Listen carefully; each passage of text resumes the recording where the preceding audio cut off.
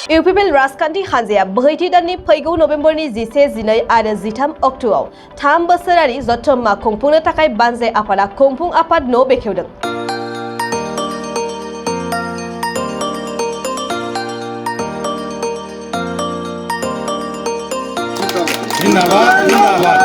क'क्राझार सहरनि सोनाब फारसे थानाय चन्द्रपारा गामिनि गेवलां गेलेग्रा फोथाराव दिनै बानजाय आफादा फैगौ 3 बोसोरारि जथुम्माखौ माबोरै खुंलांनांगौ बेनि सायाव सावरायनाय जायो आरो खुंफुं आफादनि न' बेखेवो। आसामनि मन्त्रि उरखावगोरा ब्रह्मखौ सुंथागिरि महरै सायख'यो आरो 30 नं सानजा क'क्राझारनि एमएलए लरेन्स इस्लारिखौ मासिगिरि बिटिआरनि एमसिएलए माधव छेत्रीखौ चिफ कनभेनर महरै सायख'नाय जायो। बे हाबाफारियावनो बाहागो लादों बिटिआरनि मावफुं सोद्रोमा रनजित बसुमतारी, मावफुं सोद्रोमा डक्टर नीलुत स्वर्गियारी, 30 नं सानजा क'क्राझारनि एमएलए लरेन्स इस्लारि, बिटिआरनि एमसिएलए माधव चन्द्र छेत्री, बिटिआरनि गाहाय मावफुं सोद्रोमा प्रमद बर'नि पलिटिकेल एडभाइजर डक्टर बेलाव खारजी, मिरु इउपिपिएल हानजानि गाहाय नेहाथारि राजु कुमार नार्जारी आरो जिल्ला आरो ब्लकनि इउपिपिएल हानजानि मावफारियाफोर। আপোনালোকে যেনেকৈ কৈছে জোৰদাৰ এটা প্ৰস্তুতি জোৰদাৰে হৈ আছে। আমাৰ ইউপিপিএলৰ ফাইনেল যিটো কনফাৰেঞ্চ 11 তাৰিখৰ পৰা আৰম্ভ হ'ব। ইয়াৰ কাৰণে লৰেন্স ইছলাৰী ডাঙৰীয়া তেখেত বিধায়ক, তেখেতৰ চেয়াৰমেন আৰু মাধৱ চেত্ৰী ডাঙৰীয়া তেখেতৰ চিফ কনভেনৰ দি এটা শক্তিশালী ৰিচেপশ্যন কমিটি বনাই দিয়া হৈছে। আজি আমি ৰিচেপশ্যন কমিটিৰ কাৰ্যালয় উদ্বোধন কৰিলোঁ। ধুনীয়াকৈ ইয়াত আলোচনা কৰা হ'ল আৰু আমাৰ হাতত খুব কম সময় আছে।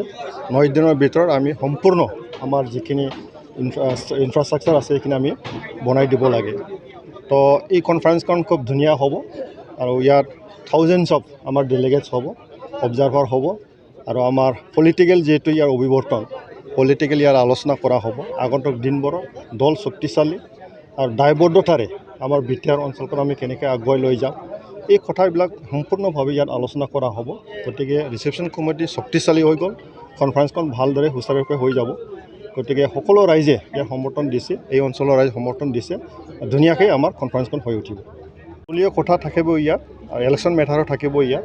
সকলো দিশত আমাৰ এই কনফাৰেঞ্চখনত আমি আলোচনা কৰিম আৰু ধুনীয়াকৈ আমি আলোচনা কৰিম। আৰু আমাৰ টাৰ্গেটটো হ'ল আমি দায়বদ্ধতাৰে কাম কৰিব বিচাৰিছোঁ। ইউপিপিএল হ'ল বিটিআৰ অঞ্চলত বিটিআৰ উন্নতি কৰাৰ কাৰণে দায়বদ্ধতাৰে আমি কাম কৰি আছোঁ প্ৰমোদ বড়ো ডাঙৰীয়াৰ নেতৃত্বত।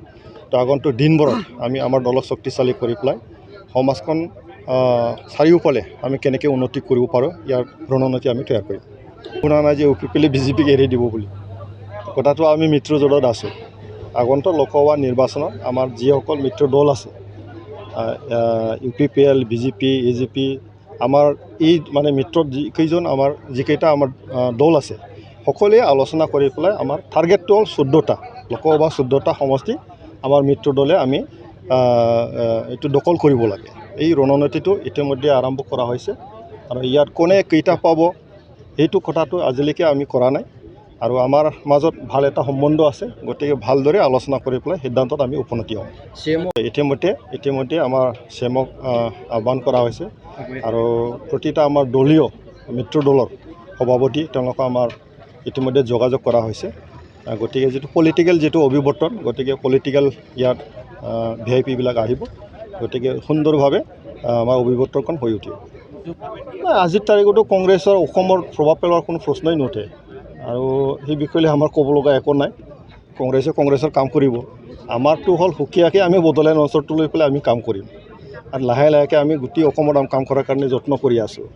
তো ইউপিপিএল হিচাপে আমাৰ ইউপিপিএল এংগলত আমি চিন্তা কৰিছোঁ কোনে কি ধৰণৰ কাম কৰে সিহঁতৰ কথা, কিন্তু আমাৰ দলক আমি শক্তিশালী কৰিব, শক্তিশালী হ'ব। প্ৰমোদ বড়ো ডাঙৰীয়াৰ নেতৃত্বত ভাল এটা সুন্দৰ চৰকাৰ চলি আছে। সকলো জাতি জনগোষ্ঠী ইয়াত এটা অধিকাৰ দি সকলোকে সম মৰ্যাদা দি পেলাই আগুৱাই লৈ যোৱাৰ আমাৰ স্বাৰ্থ আছে।